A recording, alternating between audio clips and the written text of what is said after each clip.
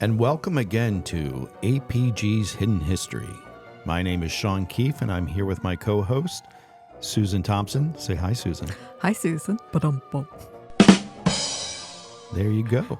And Susan, today, I think we're just going to jump right into it. All right. Because we left too many people hanging. That's you right. know, they've That's had to right. wait 2 weeks to hear the rest of the story. To hear about those peaches and those punches. That's right. And we got some punches coming your way. All right. Because we're going to start this episode off with the prize fight that never happened. All right, let's hear it, Sean. Or did it happen, Susan? I don't know. Let's We talk just about don't it. know. I tell you, and I got to say, you know, I'm a boxing fan. And I pretty much consider myself an expert because I've seen like every Rocky movie out there. Is that what it takes? That's all it takes. Bum, bum, ba-da-dum, bum, bum, There you ba-da-dum. go. Keep me going. I'll All right. dance around this room if you need me to. You know, I played that in my 5th grade orchestra. The You theme played to Rocky? Yes. Oh, the Rocky theme? I'm sure it was amazing. Just what year are we talking about here, Susan? This would have been 1979. Ooh. Wow. Probably. Look at you go. I'm Oh. very proud of you. Oh, no, it would have been later. 1983, because it would have been 5th grade. So 1983. Yeah. Yeah, I'm trying to think when Rocky came out. I don't even It came know. out in the late 70s, but Yeah. you know, it would have made its way to elementary school music scoring by the early 80s.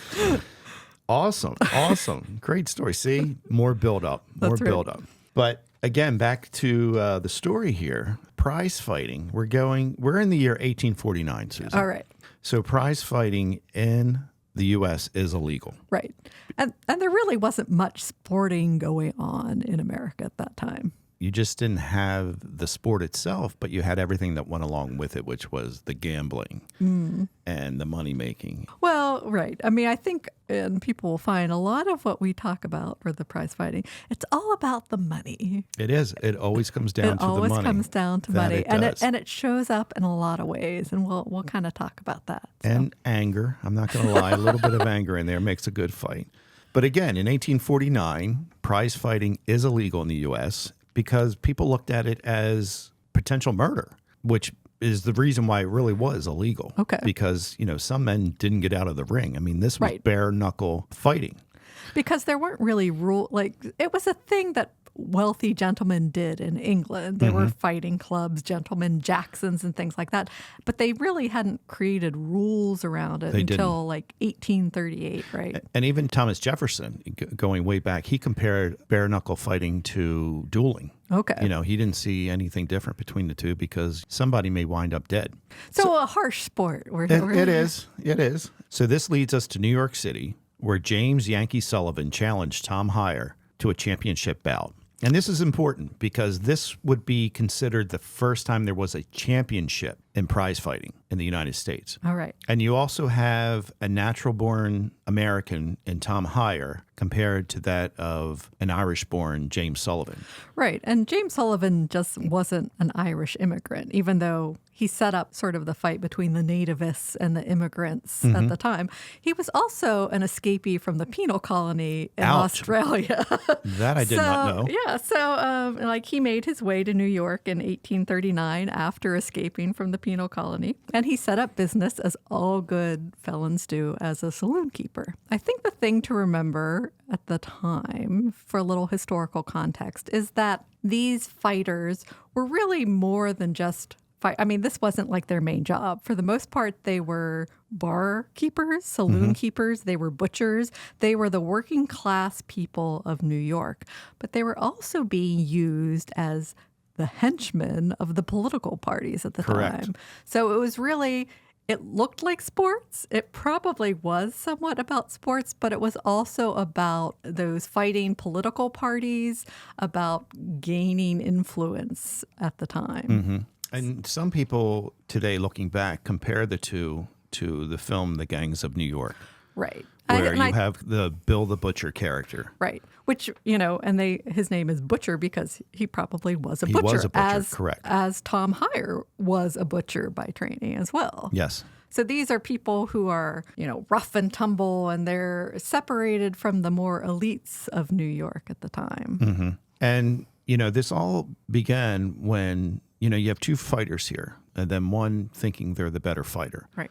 So And they had a long history, right? They like, did. It's not like all of a sudden they met each other and it's like, oh, we're going to have a prize fight. They Not knew at each all. other at least 10 years and had scuffles back and forth. They did. And everything came to a head when James Sullivan came into the barroom and challenged Tom Hyer to a championship fight. And Hyer was ready to go right then and there. And he put him in a headlock and he pummeled him right there. And the cops came and basically they had to separate the two. And that pretty much triggered what would become, again, the first prize fight right. in America. And there was a little posturing too, right? In the newspapers. Correct. They were like writing bad copy about each yeah. other and saying, oh, this guy is a thug and he attacked me. And then they turn about and say, no, this guy attacked me and we're going to duke it out and we'll settle this and what's it for all. And what's, again, so amazing is that here is an illegal bout, a legal fight about to go down, and it's still being very highly publicized. Right. So then the fighters have to think, how do we pull this off? And just before I go any further, each side had to put up $5,000. Susan, that's $5,000 each in 1849. I mean, that's a lot of money. So the purse would be $10,000 to whoever won. Correct. And do you know how much money that is today? No, tell me, Sean. Well, let me school you today, Susan. Okay. That would be over $370,000 today. That's a lot of money. That's a lot of money. That's a lot of money for a bare knuckle fight. Yeah. With no Don King involved in it. You know what I mean? These are just men. And right. And there's no like television making money off of it. This Not is at just all. like each side had their supporters, their political supporters, their people, you know, they belong to these various clubs who would support Correct. them. And so they had to raise the money to put up for this $10,000 purse. And they did. But then they have to decide, well, we can't have it in New York because it's we're already exposed ourselves. So where do we have it? That's a good question. Where did they have it? They pretty much went underground. Okay. And to kind of speed the story up here, they wound up training in Baltimore. Okay. And then it hits the Baltimore newspapers because in 1849, there were published articles where you could come and see the likeness of each fighter. Okay. They had on display because of course, you know, there was no television or anything like that, but you could come and you could see what these fighters looked like. Because I assume like one of the draws is that you're probably going to bet on Absolutely. the fight. So it's going to be personal money. So you want to, it's like looking at the horses before Exactly. the race. You want to There you figure go. out which one you're going to checking back. teeth, you're doing everything. Okay. So you have Tom Hyer, who stood 5'11" at 200 pounds, and then you have Yankee Sullivan, who stood at 5'8" at 160 pounds. So these aren't huge guys. No, they're not. Okay. But you know, I wouldn't get in the ring with either one of them. I can tell you that right now. And I stand at 6'4". Right. So now you need to decide, where are we going to have this fight? There's multiple stories on how all of this went down. Some factual, some made up, some is just pure legend and lore. Speculation. I mean, because you have to figure they weren't really fact-checking the newspaper articles at the They were time. not. It was like whoever, you know, it was a lot of hype. It was a lot of stories. And it was, you know, trying to put yourself in the best light as the tough, as it were, who could, like, get the job done. So, And they're trying to elude the authorities the Right. whole time.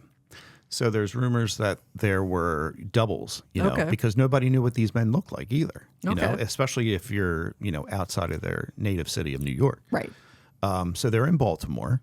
They're training. They have sparring partners. You know, there was one article that I read that they put out, quote, doubles Okay. of these men where the authorities could follow as the the real real ones. people. Yeah, the real people could go ahead and train. So then it's decided by the promoters that they're going to have it on a little island in the middle of the Chesapeake because, to their knowledge, they didn't even know if anybody had claim to the land. Even though, of course, we all know that Yes. it's still owned by our favorite Peregrine Weatherhead in this time period. So That it is. It's a farm. It's still being used. It's, you know, it's probably not highly occupied, but there's agricultural buildings and there's things like that peppering the island. And then you had the Maryland governor that declared that no disgusting exhibition would ever be done on Maryland soil. So he had Them's fighting words. So he had the troops ready. He Okay. brought in the military, he brought in the police, and this is when things get wild, Susan. All right, let's hear it. Really wild. It's like a whole Keystone Cop caper here. Okay. The police hear that the fight's going to happen at Carroll Island. Okay, which is another island owned by Aberdeen Proving Ground.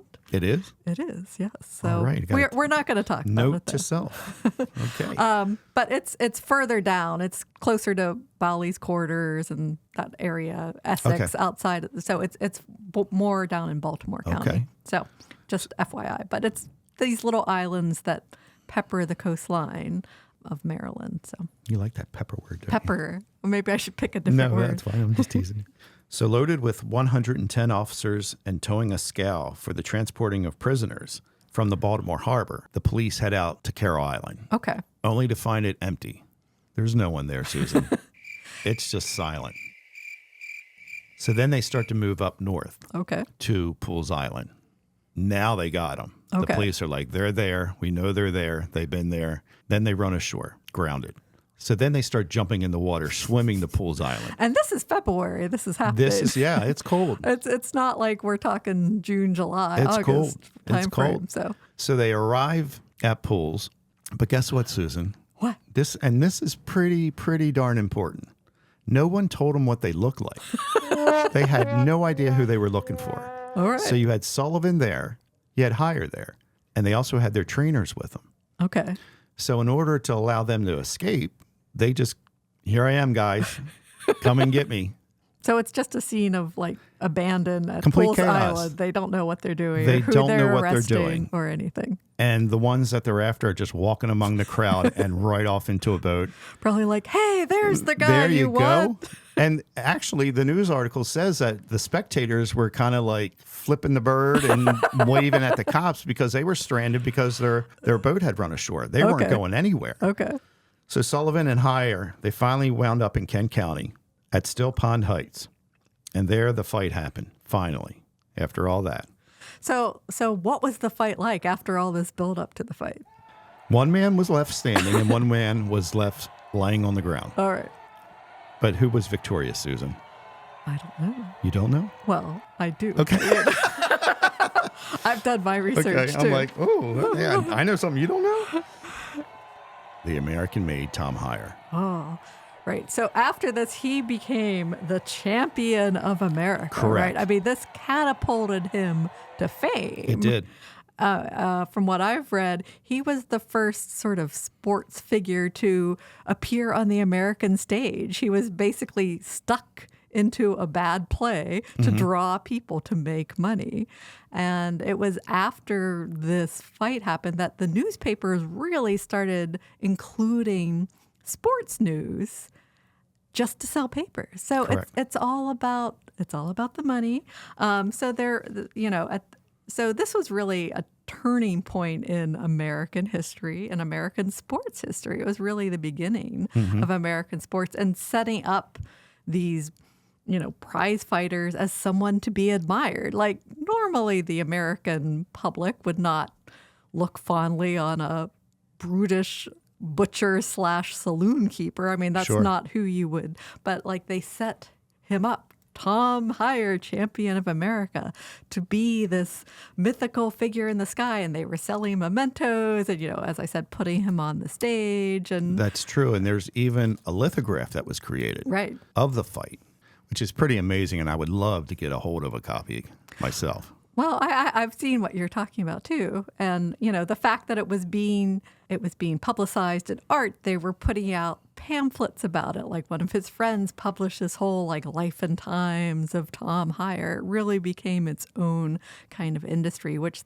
had never existed before. Yeah, and with pamphlets and articles like that were written at the time, just like with the Wild West heroes, everything is kind of projected bigger than what it actually was. So that's when it comes to us in 2023 trying to research these people, it's kind of hard. It's very difficult to distinguish fact from fiction. There's a lot of myth involved. Correct. Yeah, and you have to sort, and this is our total research process. I mean, we have to sort through what's real, what somebody said happened, which there's no basis to actually determine that, and what is likely to happen. And this Hire Sullivan fight is really interesting because it was so well documented in the newspapers at the time. There's just a ton of scholarly literature about it, which you wouldn't think a prize fight, but No, not at all. but people write about this for their dissertations I and things like found that. So articles from every decade yeah,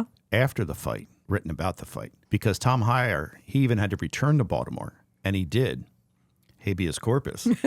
Remember that? right. I remember that. Which means he had to show up in He person had to show up. because he committed a crime, Right. you know?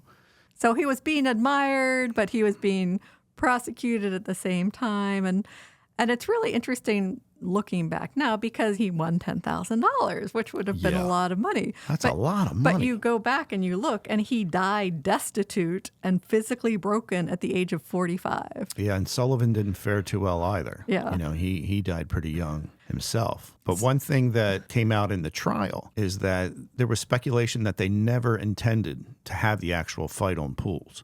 That they, you know, tried to give diversions many times, like, oh, that was going to be at Carroll. And they realized they were, you know, when the police showed up and no one was at Carroll, then they headed to Kent County, which is what they say was intended all along. Who knows? We don't know We don't because know. the water is pretty much so muddy now. It's hard to really determine. Right. But still, our little island was the site of a big cat and mouse game. Right. That And pretty all much. due to Poole's Island Oh, yeah. and New York City. And New York City. The holiday season is quickly approaching. Tickets to the C5 ISR holiday party on December 8th at Top of the Bay are available now. This event is not exclusive to just the C5 ISR community, but to all who work or live on Aberdeen Proving Ground. Find out more information by visiting the APG Facebook or Instagram pages for links to purchase tickets. There are only a limited number, so get yours today before they sell out. Don't miss out on the biggest Bavarian experience of the year. Only at the C5 ISR Holiday Party. So Poole's Island in this time frame, you know, starting with this prize fight, is really kind of, even though it's still owned by Peregrine Weathered, I don't know, in some ways like no man's land, area of mystery, area of tragedy. And to talk a little bit about the tragedy, we have, as we referred to in our last episode, the mysterious graves that are located on Poole's Island. You want to tell us a little bit about it, John? I don't know anything about it, Susan. You don't? No, not at all. I thought you told me you had seen the grave. No, just teasing. You are correct, Susan, because when I was there in 2019, and as I mentioned before, about 200 feet from the lighthouse are the grave markers to Captain Elijah and James Williams. So what do we know about the Williams? Nothing. There is nothing. I cannot find anything other than what's written on their tombstone. Right. I mean, and that's my point, really, is that you and I have both done our independent research, and the only documentation about this tragedy, we will call it, is the tombstone itself. So the story is that we've seen in February of 1855, Captain Elijah and James Williams, they were both in their early 20s, got lost in a snowstorm off the coast of Poole's Island and vanished. And then about 4 months later, the body of Captain Elijah Williams washes on shore of Poole's Island and is discovered by the lighthouse keeper. And you're talking 4 months We're later. talking 4 months 4 months later. And I mean, did he have his cat card in his back pocket? I mean, what? I mean, how would they even? How do you think they even would be able to identify them? I don't know if. I mean, this is why I was searching the newspapers. I know you were too, because It was frustrating. There's certainly stories about other drownings and other issues that happened in the area, and there's nothing about the discovery of a body. All we have is the information that's on the tombstone itself.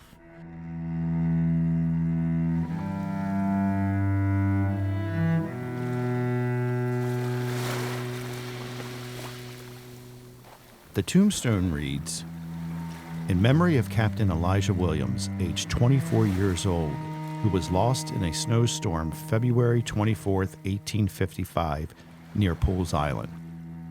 His body was found June 14th, 1855, and interred in this place. Also to the memory of his brother Captain James Williams, aged 26 years, lost with him at the same time, his body has not been found. No friendly hand did close their eyes. They saw no tear, they heard no sighs. But in the waves they lost their breath, and they endured a watery death.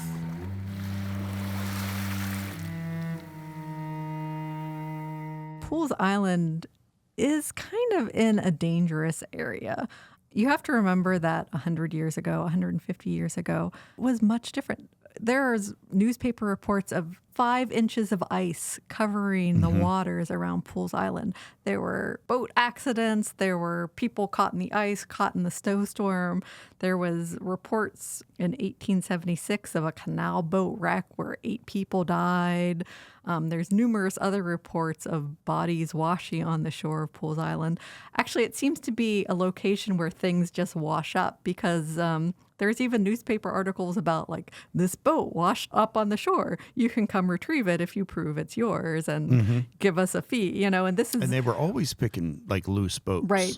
Out of the So there must be water. some sort of current that drives things towards Poole's Island. But, you know, at the time, the only people really there would have been the lighthouse keepers. So it was kind of a desolate place. You know, the lighthouse keepers and their children had the run of the island.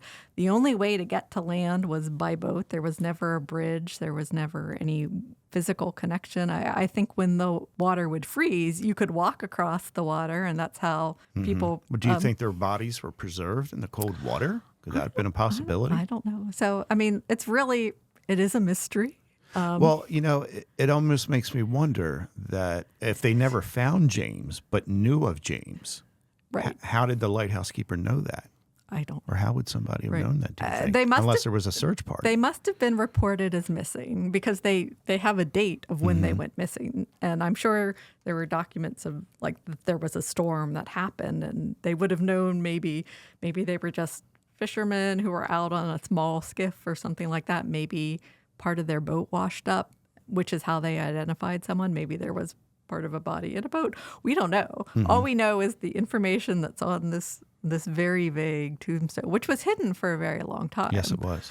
It It was was- rediscovered Right. later. So in 1950, 1950s. I guess 4 employees of the chemical center at the time were fox hunting on Poole's Island. And they stumbled across this tombstone hidden in the brush. And so that's basically when it re-enters current, I would say, knowledge. And then from our understanding, the gravestone used to be much closer to the shore, but it had eroded over time and it was in danger of actually being washed away. So in about the 1970s, the headstone was moved further back. So the original location isn't where it is now. And when they did move the headstone, they didn't actually find any evidence of a body. So No, I imagine there wouldn't be. I'm sure it's pretty much under the water Yeah. at this point. Yeah. But what's also a little interesting, as a footnote, there's a footstone. okay. When I was there, if you're standing with your back facing the water looking into the island, Right. you can read the tombstone. Okay. And behind about maybe 8 feet, the headstone is the footstone, Which just has their initials. which just has their initials. But it makes you think, because it was kind of perplexing to me that, you know, the footstone marks where the feet are and the Right. headstone marks where the head is, but yet the inscription is reading towards So the water. It's turned the wrong way from the way a normal Correct. headstone in a Correct. graveyard would be. That's right. And if anyone has any secret information that we didn't manage to find, please let us know. We'd love to Yeah. hear the story behind the Williams brothers who mysteriously vanished, That's right. only to turn up on Poole's Island. Just to turn up on Poole's Island. And again, do not come looking for peace and love. Do not come looking for these stones. You could see them. We'll do you a favor and we'll post them to our Facebook site to see the actual stones and how they look today and even back in the 70s. I don't know if there were any photos of when it was rediscovered. Do you?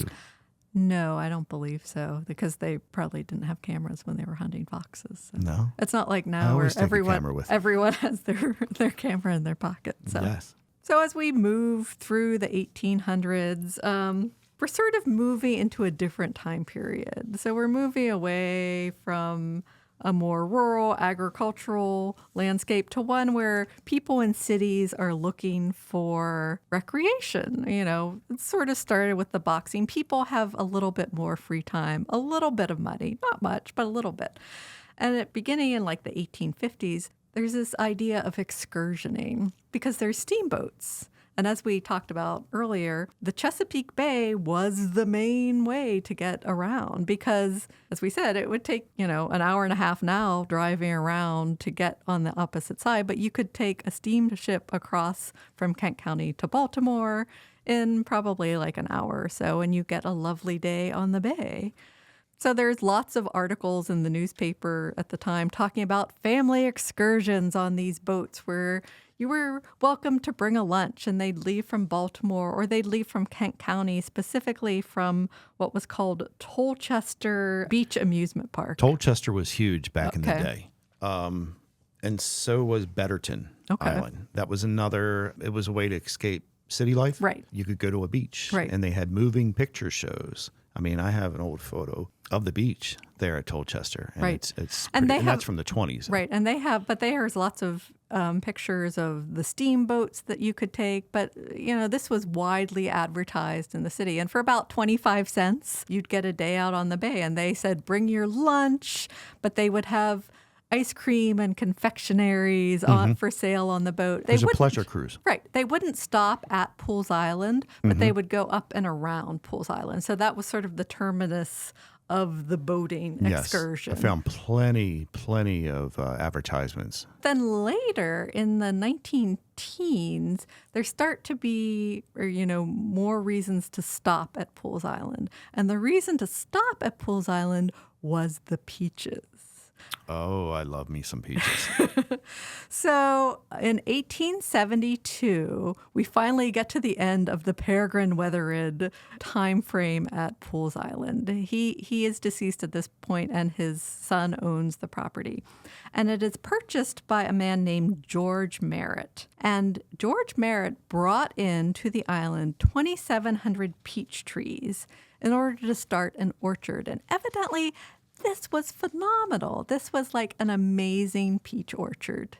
It was renowned in Baltimore, all over. So originally, as I said, it was 2,700 peach trees, and it went up to 7,000. And that's, I think we referred to it earlier. About 10 years later, a farmer from Iowa had taken a little fishing trip to the island and was amazed at the fertility of this island. He's the one who called it a piece of Iowa soil in Maryland. And he went in with a Baltimore businessman and purchased the island. Oh, he did? Yeah, Okay. so his name was John Masheter, and he's really the one who started marketing the peaches, and he even developed a variety called Poole's Island Best. That I've heard of, yes. Which didn't grow really anywhere else, and it was wonderfully flavorful and a large yellow. But so the peach season lasted from June through October, so it was a very long season where they were harvesting bushels and bushels of peaches from this island. And as you said before, they weren't really using fertilizer. These were highlighted as being like amazingly large peach trees. You couldn't get these anywhere else. So in about the 19-teens, the excursions would stop at the island, and everyone would get like a basket of peaches to take with them. So it was part of the excursion. And what year was this? This was about 1913, 1915. Okay. Yeah, that's right around the time, like I said, with Tolchester and Betterton, that was 1915 through the 20s. That was a real, these were some big ships that were, Right. These weren't like little schooners or anything like that were taking many people out of Baltimore. So the peaches were growing, everything was happy. This was still an area of interest to people because in 1910, I found an article about rumors that they were planning a bridge linking the western shore and the eastern shore, but using Poole's Island as one of the places so that there would be a span from Hart Miller's Island to Poole's Island, and then the largest span would be from Poole's Island to Kent County, with the idea of running steam engines and things across it. Of course, that never happened. It's a big endeavor. It's a big endeavor. Eventually, we have the Chesapeake Bay Bridge, but that ended up being built much farther south around Annapolis instead of up, even though it's a narrower span up here. And then we get to 1917, and all those plans What happened in 1917, Susan? Please tell me. All the previous plans were thwarted because the Army comes calling, looking for a new proving ground because they had been up at Sandy Hook in New Jersey, and it was too small and too close to New York. So they were looking for a new place to test weapons. and they came across Harford County. Their other choice was Kent County, and they were sort of put off by the people of Kent County, and so they settled on Harford County, and they bought what is now APG, including Poole's Island. So Poole's Island was purchased as part of the overall APG purchase in 1917. And the peaches were still there because in 1918, after Army... Was it still like a large orchard? It was an orchard, but... Or was it just remnants of what was once? So as of 1918, there was actually an advertisement put out by the Army. They were looking for contractors who would come and like purchase the crop and harvest it because the peach, like they weren't actively managing it, but it was there. So I never found anything after 1918 because at that point they were beginning to use it as part of the target range. So it became, that's when the unexploded ordnance started appearing on the island, and the light was automated so that they were really trying to keep people away from the island beginning in 1917. So would you say that like 1917, that time frame is when the public was not allowed onto the island, or were they still allowing? You would think so, but so it was Army owned, but I mean, it was still, it's this weird little island because I found an article from 1922. So the Army had been there for 5 years already, and it was about these shenanigans happening on Poole's Island with the freshman and sophomore classes from Johns Hopkins University. What year is this? This is 1922. Okay. So there's a report that there were 7 sophomores imprisoned on Poole's Island. Hold it now. So this had begun with, I guess. Is this true? This is a true story because some of the sophomore class had captured the president of the freshman class and had him like tucked away in some state park somewhere. Well, he was discovered by the freshmen and released, and instead they captured the 7 sophomores who were holding him prisoner and somehow conveyed them to Poole's Island and kept them prisoner because to keep them away from the sophomore class banquet that was going on that night. Mm-hmm. And evidently they also captured the man who had the money for the banquet. So it took a while to get the money to pay for the dinner. And there were reports of some arrests happening with the freshmen who had imprisoned the sophomores. So just like in 1922, don't come to Poole's Island or you might be arrested. Peace and love. Peace and love. Wow, that was a story that I've never heard of. That's incredible. So today, of course, Poole's Island is mostly left alone, except as in your case, the little excursions that the APG garrison goes out there to maintain. And this is by police boat, too. I want to just let our audience know. It wasn't like we just jumped on a boat and headed out there. This was an escorted And sometimes people do wash up accidentally on the shore of Poole's Island, and they do have to rescue them, but it's not a place to go voluntarily. Yeah, this island, I mean, it's monitored, people. Right. There are police boats going back and forth, so don't think that don't make any attempt to try and land on this island.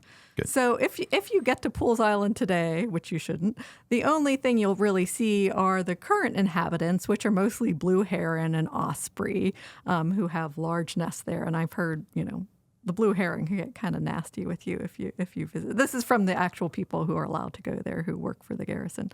And maybe some remnants, some descendants of those original deer that John Beale Bordley talked about, the deer and the wild turkeys and things that occupied the island. So it's really kind of a wildlife sanctuary at this point. How about chipmunks? Are there any chipmunks on the island? I'm just wondering, are they like hanging out at the lighthouse, getting on top, getting a little suntan? You know what I mean? They're having prize fights, Sean. They're having prize fights. All right. Now we got ourselves a story. Peaches and punches. Peaches and punches at Poole's. Well, there you go. That's about all we got. We're spent. But I'd like to thank everybody again for tuning in for APG's Hidden History. This has been Peaches and Punches at Poole's Part 2. It's a lot of P's. It is. It is. And we will see you next time.